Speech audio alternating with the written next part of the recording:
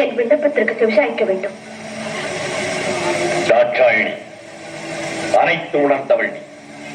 ஆத்திரப்படும்படி ஏதும் கேட்க மாட்டா என்பது எமக்கு தெரியும். விஷயத்தை சொல். பிள்ளைகள் வளர்ந்து ஆளாகிவிட்டாலும் பெற்றோர்களுக்கு கட்டுப்பட்டவர்கள் தானே. ஆண் பிள்ளையாக இருந்தால் அந்திய காலம் வரை பெற்றோருக்கு கட்டுப்பட்டவன். பெண்ணாக பிறந்து விட்டால் பருவம் அடைந்த பிறகு மற்றொருவனுக்கு மாலையிட்டு விட்டால் கணவனுக்கு தான் கட்டுப்பட்டவள்.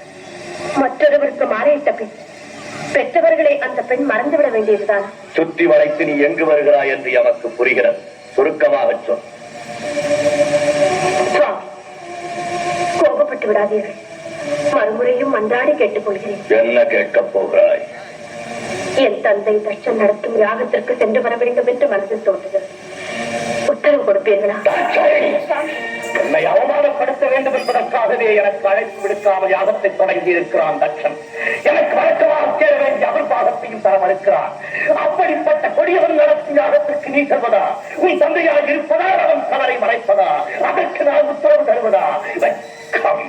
சுவாமி, அவர் அழைக்க மறுத்ததையும் அவிர்வாகம் கொடுக்காமல் இருப்பதையும் குற்றம் என்று சுட்டிக்காட்டி உங்களையும் வரவேற்று யாகத்தை முடியுங்கள் என்று அறிவுரை கூறத்தான் போகிறேன். வேறையே அவமானப்பட்டு திரும்ப போகிறாய். இல்லை, என் தந்தை ஈசனுக்கு விரோதி என்ன என்ற அளவிற்கு அவர் மனதை மாற்றிவிட்டு வெற்றியுடன் திரும்பி வருகிறேன். ஒரு பெண்ணுக்கு பிறந்த வீடு சாஸ்வதமா அல்லது புகுந்த வீடு நிரந்தரமா? இதற்கு பதில் சொல்லிவிட்டு பிறந்த வீட்டிற்கு பெருமையும் புகுந்த வீட்டிற்கு நற்பெயரும் தேடி தருவதுதான் பெண்ணின் கடமை. ஆனால் நீ கணவன் சொல்ல மீறி தந்தையை காண செல்லுகிறாய். என்ன செய்வது?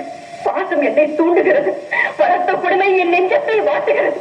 போவது உங்களுக்கு பிடிக்கவில்லை, போகாமல் இருக்க என்னால் முடியவில்லை. அகிலே, பிறந்த வீட்டிற்கும் புகுந்த இடத்திற்கும் விரோதம் ஏற்பட்ட பிறகு பெண்ணாக பிறந்தவள் இருப்பதை விட இறப்பதே மேல். தந்தையின் பாகம் என்னையும் மீறும் அளவுக்கு வந்துவிட்டது. தவறுதான், என்னை மன்னியுங்கள். சென்று வர உத்தரவிடுங்கள். விதி உன்னிடமும் விளையாடுகிறது. சரி, சாமி, போய் வா என்று சொல்லுங்களே. இறைவா, பிரபு, பரப்புகளே, எங்கு வந்தாய்? எதற்காக வந்தாய்? எந்த முகத்தோடு என்னை பார்க்க வந்தாய்? அஞ்சலி, என்னை மன்னித்து விடுங்கள். பெண் புத்தி பின் புத்தி என்ற சொல்லுக்கு இலக்கணம் கண்டுவிட்டேன். பாசத்திற்காக சென்று பலனை அனுபவித்து விட்டேன். போதும், நான் மட்டும் அனைத்து மறந்து அடியாரை ஏற்றுக்கொள்ளுங்கள். உன்னை இனி நான் ஏற்றுக்கொள்வதா?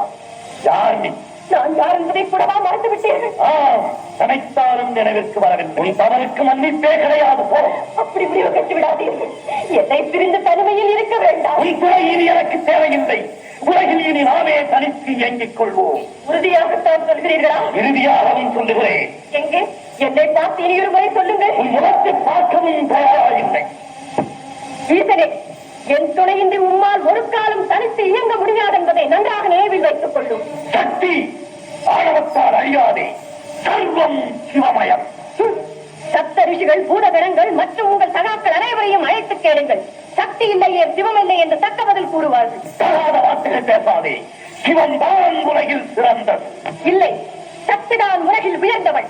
சிவம் இல்லையே சக்தி இல்லை. சக்தி இல்லையே சிவம் இல்லை. சிவம் தான் பெரிது, சக்தி தான் பெரிது.